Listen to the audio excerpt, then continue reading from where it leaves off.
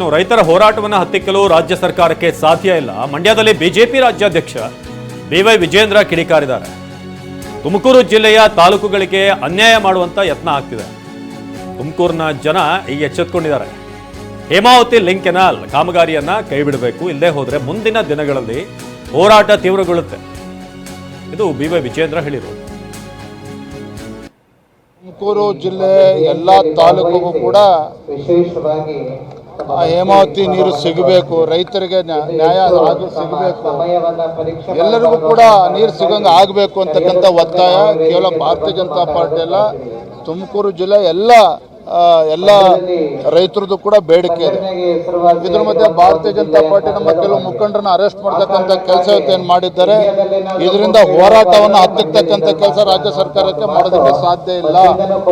ಇವತ್ತು ಯಾರಿಗೋ ಖುಷಿ ಪಡಿಸೋದಕ್ಕೆ ಇವತ್ತು ತುಮಕೂರು ಜಿಲ್ಲೆ ಬೇರೆ ತಾಲೂಕಿಗೆ ಅನ್ಯಾಯ ಮಾಡಕ್ಕೆ ಹೊರಟಿದ್ದಾರೆ.